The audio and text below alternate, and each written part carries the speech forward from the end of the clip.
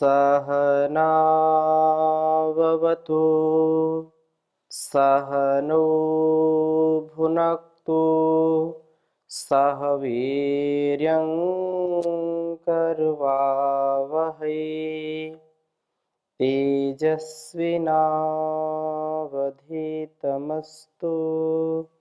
मा विद्विषावहै। ओम शांति शांति शांति। वैदिक जीवन पद्धति इस कक्षा में आप सभी श्रोताओं का, दर्शकों का हृदय की गहराइयों से हार्दिक स्वागत है, अभिनंदन है। वेदो अखिलो धर्म मूलम, वेद सब सत्य विद्याओं का पुस्तक है। वेद का पढ़ना, पढ़ाना, सुनना, सुनाना तथा अपने आचरण मिलाना हम सभी श्रेष्ठ जनों का, आर्यों का परम कर्तव्य है। ये हमारी सनातन पुरातन परंपरा है। हम अपने जीवन को उच्च कोटि का जिएं, हमारे जीवन में उच्च आदर्श हमारे विचार में, हमारे व्यवहार में होना चाहिए।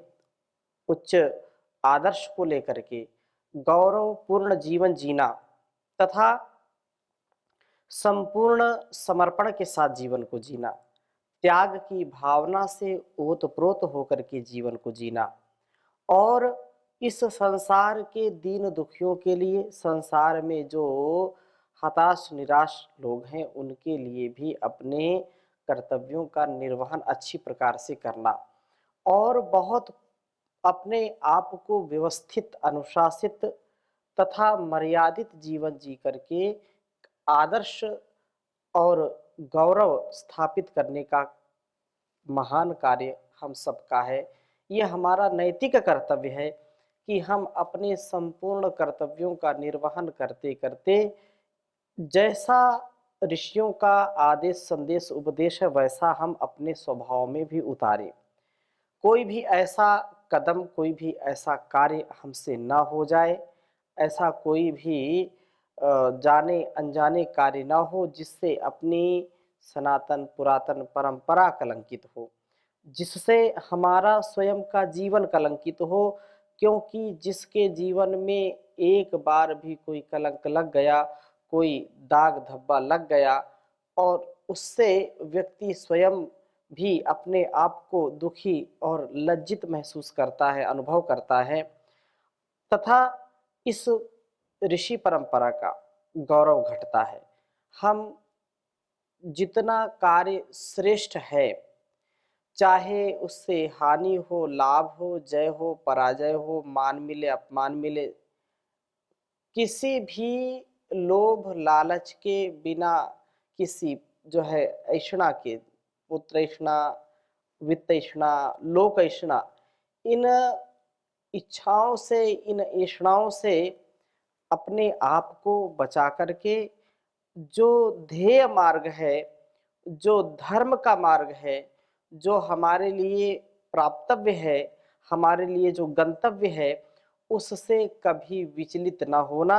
इस दृष्टि से हमारा जीवन पूर्ण पवित्र, शुचिता से युक्त और निरवध्य जीवन होना चाहिए। निरवध्य का तात्पर्य यह है कि निंदा से रहित, बदनामी से रहित। फिर यह प्रश्न उठता है कि कभी न कभी कोई ना कोई तो कर ही देता है। स्वार्थी लोग जो होते हैं, जिनको हमारे से जो है कष्ट होगा, अर्थात हम अनुशासन में चलाना चाहते हैं, दूसरों को अनुशासन अच्छा नहीं लगता, तो उनके लिए तो हम निंद ही हैं, वो हमारी निंदा ही करते रहते हैं।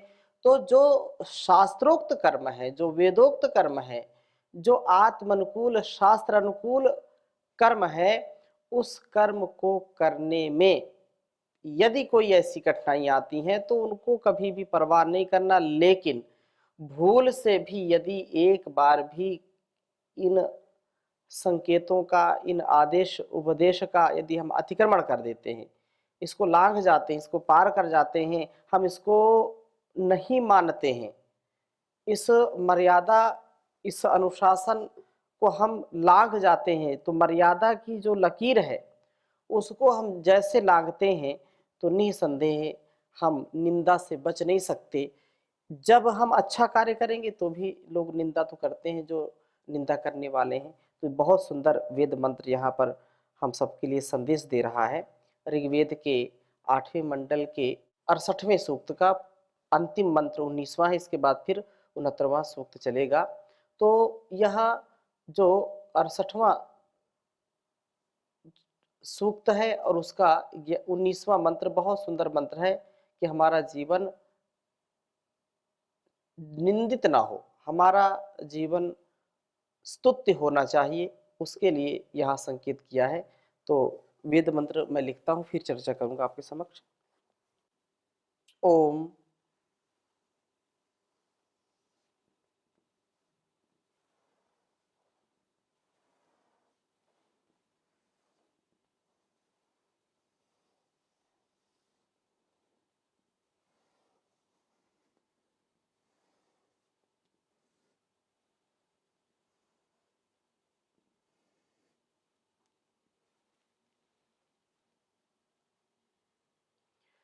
न युष्मे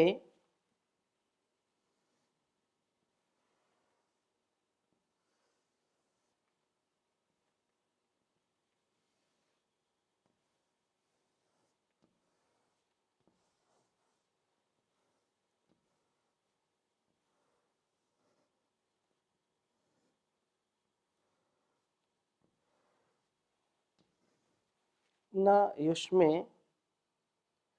वाज बंधवो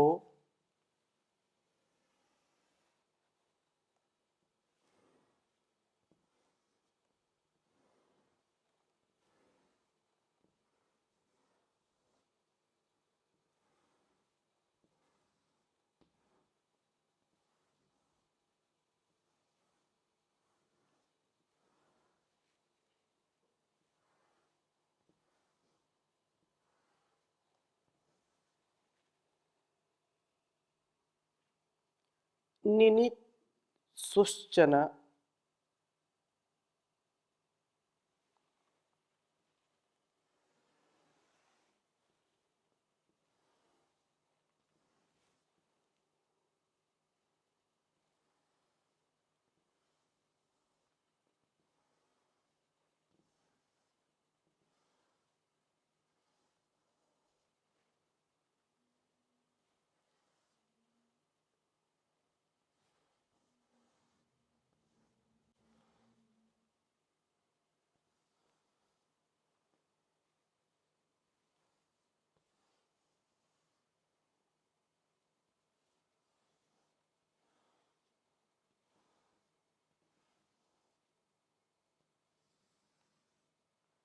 निनित्सुश्चन मर्त्यः।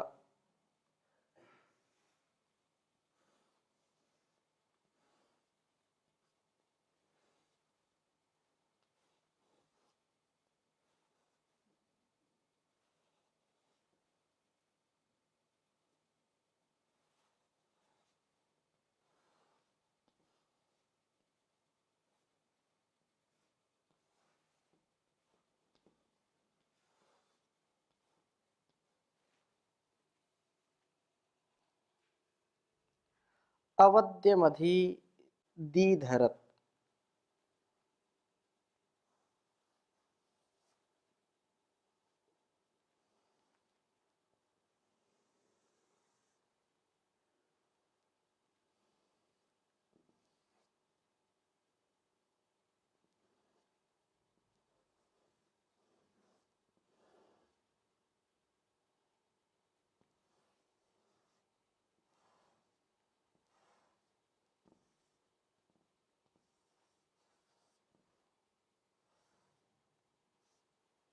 अवद्यमधि दीधरत्।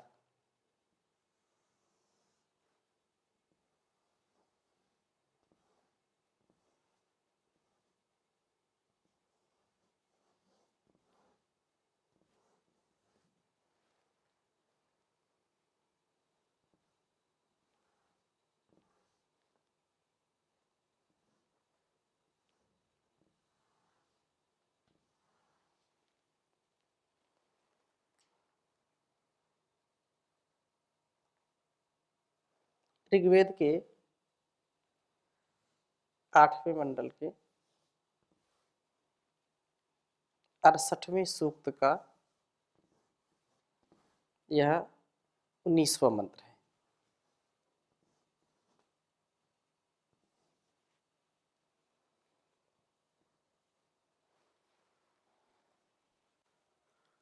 ओम न युष्मे वाजबंधवो निनित्सुश्चना मर्त्यः अवद्यमधीधरत्। ओम न युष्मे वाजबंधवो निनित्सुश्चना मर्त्यः अवद्यमधीधरत्। बहुत ही सुंदर यह उपदेश हम सबके लिए है, जो निरंतर हम इस कल्याणी वेदवाणी का स्वाध्याय कर रहे हैं। तो यह पवित्रता का, शुचिता का, अपनी इंद्रियों पर, अपने मन पर, अपने संपूर्ण अस्तित्व पर हमको पूर्ण संयमन, पूर्ण नियमन का अधिकार होना चाहिए। हम उनको पूर्ण रूप से संयमित करें, जिससे हम सरल गति वाले बने, जिससे हमारी बुद्धि की शुद्धि हो, हम उत्तम जीवन जीने वाले बने, सम्यक नियंत्रण वाले बने और इंद्रिय अश्वों पर हम पूर्ण रूप से लगाम कस सकें। अनेक चर्चा, अनेक बिंदु इस स्वाध्याय में हम सुनते हैं, समझते हैं।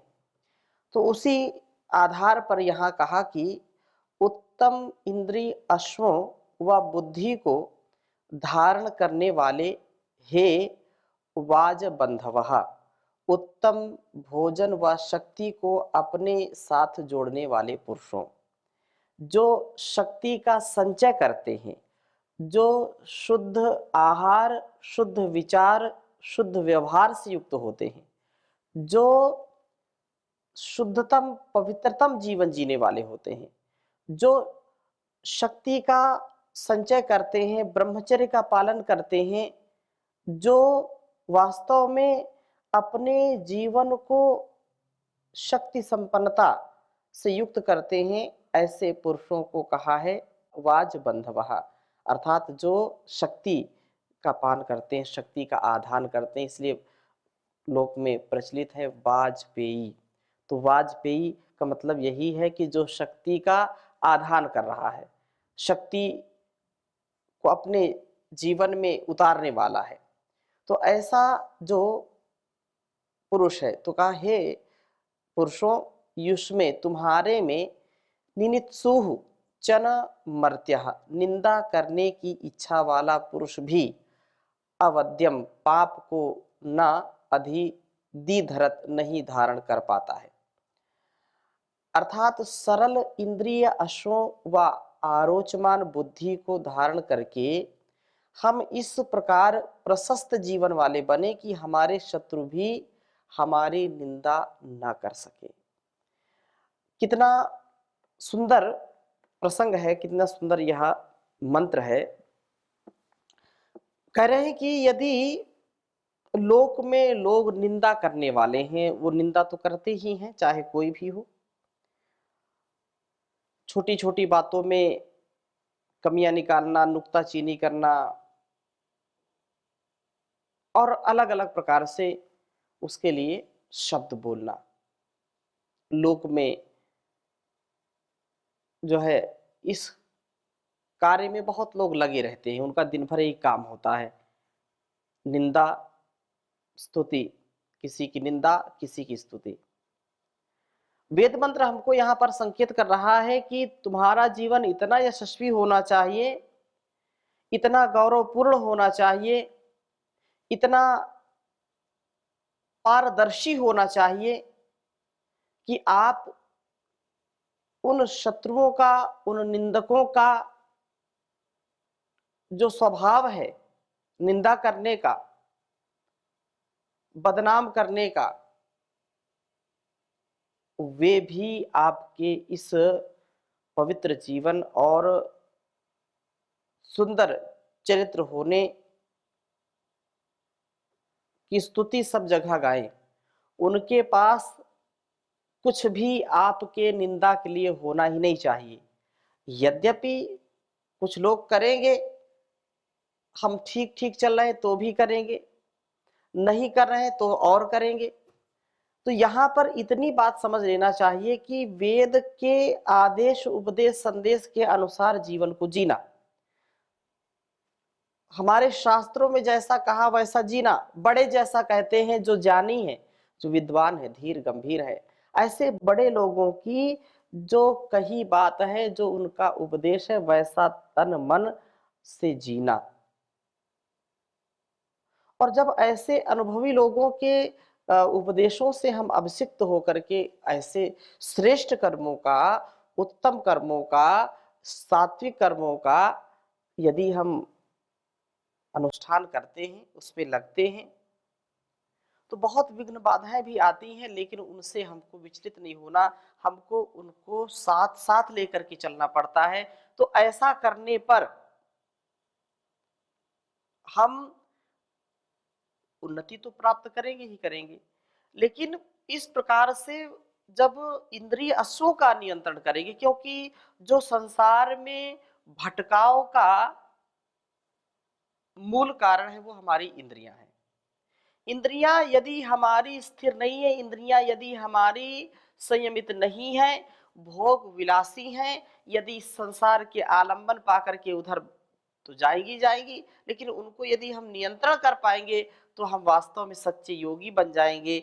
हम अपने जीवन को कभी भी निंदित नहीं बना पाएंगे, अर्थात हमको चाहे कोई भी कितना प्रयास कर ले, हम पूर्ण रूप से सदा निरवध्य, सदा स्तुत्य कर्म करने वाले बनेंगे, निंदित कर्म करने वाले नहीं बनेंगे। चाहे कितना भी कोई लालच दे, कितना भी कोई जो है धमकी दे, चाहे मृत्यु भी निकट आ जाए, तो भी हमारे अंदर इतनी दृढ़ता आ जाती है कि हम अपने धर्म के पथ से, अपने स्वकर्तव्य से, स्वकर्म से, वेद धर्म से, राष्ट्र धर्म से, आत्म धर्म से कभी विमुख नहीं होते हैं। लेकिन यह कब आएगा? यह तब आएगा जब अपनी इंद्रियों पर हमारा पूरा नियंत्रण होगा। हम इंद्रिय अश्वों का नियंत्रण कर पाएंगे, बुद्धि को ठीक कर पाएंगे, विवेकवती बुद्धि, और प्रशस्त जीवन वाले हो पाएंगे। प्रशस्त जीवन वाले, श्रेष्ठ जीवन वाले, उत्तम जीवन वाले बन करके हम शत्रु के भी स्तुत्य हो जाते हैं। शत्रु भी हमारी निंदा नहीं कर सकता है, उसको भी लगता है कि नहीं, मेरा शत्रु इतना यशस्वी है, इतने उसके अंदर गुण है, मैं क्या बताऊं। और वो यदि कभी कदाचित बोल भी देता है तो उसको पश्चाताप भी होता है, और उसका जो हृदय है वो तो जानता है कि यह अमुक व्यक्ति कैसा है। तो हम इस प्रकार से यह समझें कि हमारा जीवन जो है अवध्यमधि दीधर्त, हम जो अवध्यम उस पाप है, वह पाप अपना अधि धी दी धरत नहीं धारण कर पाता। निंदा करने की इच्छा वाला पुरुष भी पाप को ना अधि दी धरत, हमारे लिए असत्य बोलने में घबराता है, हमारे लिए असत्य का वाचन करना उसके लिए बहुत कठिन हो जाता है, वो कभी निंदा कर ही नहीं पाता है। तो ऐसा जीवन यदि हम जी पाए तो कितना श्रेष्ठ है कि शत्रु भी हमारी निंदा करने में डरता हो, उसके पास शब्द ही ना हो, इसमें मैं न्यूनता, इसमें जो कमी है, इसकी जो संकीर्णता है, इसका जो गलत स्वभाव है, क्या स्वभाव है, गलत है क्या इसके अंदर, जब है ही नहीं तो वो निंदा कैसे कर पाएगा, निंदा कर ही नहीं सकता है। इसलिए क्योंकि हम निंदित यदि जीवन जीते हैं तो मनुष्य का जीवन निरर्थक है। हमारे अंदर वह तेजस्विता होनी चाहिए कि हम कभी भी निंदा ना करें और ना निंदा सुने। निंदा, गुरु की निंदा ना सुने, वेद की निंदा ना सुने, ईश्वर की निंदा ना सुने, राष्ट्र की निंदा ना सुने, क्योंकि वह अपने माता पिता की भी निंदा ना सुने, क्योंकि वह सुनना और कहीं ना कहीं मन में विकार आ जाना,